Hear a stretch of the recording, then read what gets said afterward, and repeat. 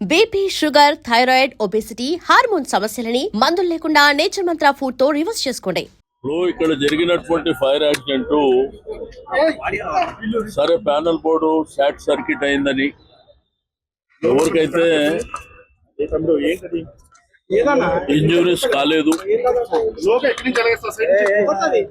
అంటే ఇమ్మీడియట్ గా ఇక్కడ ఉన్నటువంటి జనసంద్రం ఎక్కువ ఉండేటువంటి ప్రాంతం ఇది.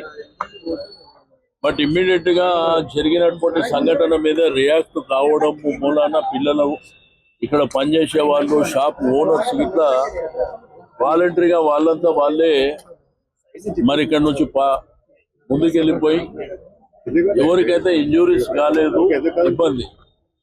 కానీ సేమ్ టైం ఏంటంటే గ్రేటర్ హైదరాబాద్ పరిధిలో విపరీతమైనటువంటి ఫైర్ యాక్సిడెంట్ జరుగుతున్నాయి.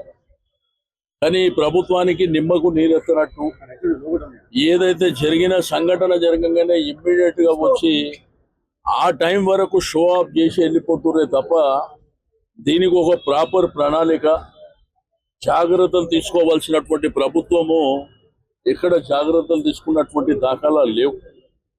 మీకు సంగారెడ్డి ప్రాంతంలో జరిగిన దాంట్లో కానీ లేకపోతే ఓల్డ్ సిటీలో ఈ మధ్య కాలంలో జరిగినటువంటి ఫైర్ యాక్సిడెంట్స్ కానివ్వండి, వాళ్ళకి ఏంటంటే తూతూ మంత్రంగా మీకు అక్కడ గుంజార్ హౌస్ లో కూడా జరిగిన సంఘటన చాలా మంది చనిపోయారు. బట్ తూతూ మంత్రంగా వాళ్ళకు కాంపన్సేట్ చేయడం కానీ లేకపోతే జరిగిన సంఘటన మీద విచారణ చేయడం కానీ ఇవన్నీ జరుగుతున్నాయి గవర్నమెంట్లో. ఎవరు బిజీలో వాళ్ళు ఉన్నారే తప్ప అసలు ప్రభుత్వం అంటే ప్రజలకు రక్షణ ఇవ్వవలసినటువంటి ప్రభుత్వము వారి బాధ్యతలు మర్చిపోతుంది. ఏదో సంఘటన జరగంగానే హరీబరీగా రావడం, లేకపోతే హరీబరీగా వెళ్ళిన తర్వాత అసలు తీసుకున్న ప్రికాషన్స్ ఏమి లేదు. ఇక్కడ కమర్షియల్ బిల్డింగ్స్ ఉన్నాయి, వాళ్ళకు మీరు ఇచ్చిన గైడెన్స్ ఏంది, వాళ్ళు తీసుకోవాల్సినటువంటి జాగ్రత్తలు ఏంది, మీరు మానిటరింగ్ చేయలేకపోతుంది. రెండోది ఫైర్ యాక్సిడెంట్స్. ఇప్పుడు మీకు సమ్మర్ స్టార్ట్ అవుతుంది. ఈ సమ్మర్లో చాలా కేర్ఫుల్గా ఉండవలసినటువంటి అవసరం ఉన్నది. అయినప్పటికీ ప్రభుత్వానికి ఒక బాధ్యత లేని ప్రభుత్వంగా ప్రవర్తిస్తున్నటువంటి సందర్భం.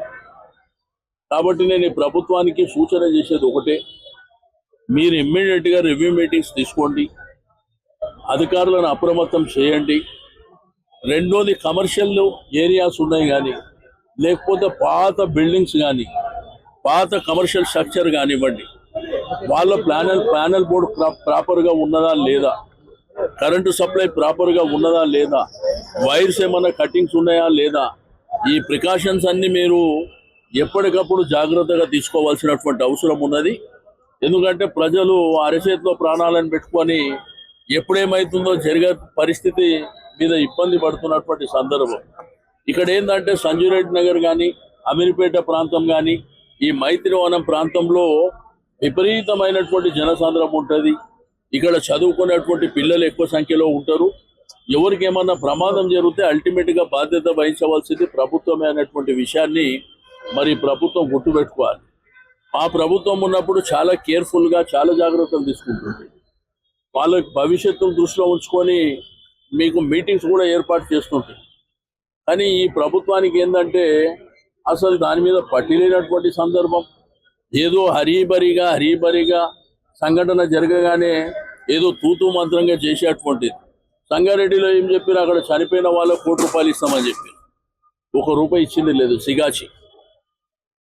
కాబట్టి ఏదేమైనప్పటికీ లక్కీ ఏంటంటే ఎవరికి ఏం జరగలేదు కాబట్టి అది సంతోషం.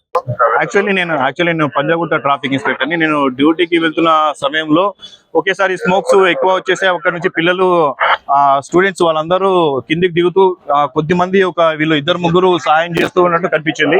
వెంటనే మేము వచ్చేసి ఇంకా ఎక్కువ మందిని ప్రోగేసుకుని అక్కడ ఉన్న వాళ్ళని ఇక్కడ లోకల్ ఉన్న షాప్లో ఉన్న ల్యాడర్స్ కానీ రోప్స్ కానీ వాటన్ని సాయం తీసుకొని వాళ్ళని ఒక్కొక్కరిగా వీళ్ళందరూ సాయంతో కిందికి తీసే ప్రయత్నం చేసాం. అందరినీ కిందికి తీసడం జరిగింది. తర్వాత తెలుసుకుంటే ఆ స్మోక్ ఒకేసారి వచ్చేసి ఆ క్లాస్ జరుగుతున్న సమయంలో బయటికి వెళ్ళలేని స్థితిలో ఉండడం వల్ల వాళ్ళు ఆ విండోస్ నుంచి ఒక్కొక్కరు తీయే ప్రయత్నం చేస్తున్నారని వాళ్ళందరినీ కూడా ఒక 60 to 70 అందాజ ఒక 80 మంది వరకు కూడా పిల్లలు ఉన్నారు. వాళ్ళందరినీ కూడా కిందికి తీయడం జరిగింది. ఆ కిందికి తీసే ప్రయత్నంలో కాలు జారి చిన్నగా స్లిప్ కావడం జరిగింది. పిల్లలు, బట్ ఎవరు కూడా ఎవరు కూడా ఎటువంటి గాయాలేం ఎవరు కూడా ఎటువంటి చిన్న గాయం కూడా జరగలేదు. ఎంతమంది ఉంటారు సార్ పిల్లలు? ఒక 80 మంది వరకు ఉన్నారు. 80 మెంబర్స్ ఉన్నారు. 80 మెంబర్స్ 80 మంది వరకు. వాళ్ళందరూ కూడా ఇక బయటకు వచ్చేసి ఏం ఏ లేదు. చిన్న గాయం కూడా జరగలేదు. వీళ్ళంతా ఈ షాప్ ఒకేసారి వాళ్ళు భయపడిపోయి హడావిడి ఒక్కసారి ఒక రకమైన లోన్ అయిపోయి వాళ్ళు కిందికి ఆ విండోస్ నుంచి దూకే ప్రయత్నం చూసినా కూడా వాళ్ళు ఆపేసి ఒక్కొక్కరిని కూడా చేయబట్టేసి మెల్లిగా దించేసి ఆ లాడర్స్ ని ప్లస్ ఆ రోపు ప్లస్ ఇక్కడ లోకల్ పిల్లలు చాలా బాగా హెల్ప్ చేశారు. పిల్లలు నిజంగా వీళ్ళు లేకపోతే టీమ్ లో వీళ్ళు ఒక 6 మెంబర్స్ వరకు ఉన్నారు. బట్ వాళ్ళు అక్కడక్కడ వాళ్ళు కూడా చిన్న పిల్లలు అక్కడ లోకల్ వాళ్ళు కూడా చిన్న సాయం కూడా చేశారు.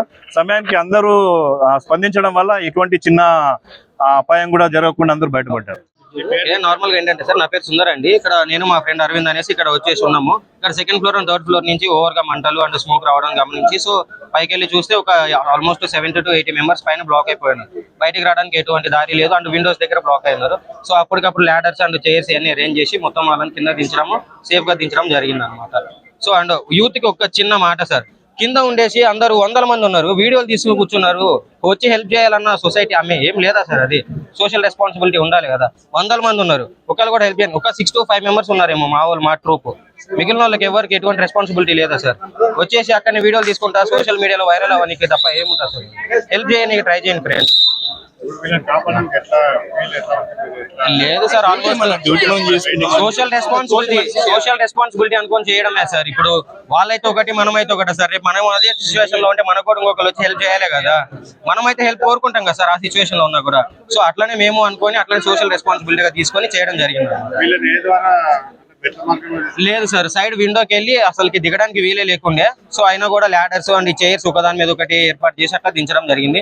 ఎవరికైతే ఎటువంటి ప్రాబ్లం జరగలేదు. ఆల్మోస్ట్ అందరినీ సేఫ్ గా దించేసినాం. ఆల్మోస్ట్ 80 people ఉంటారు సార్.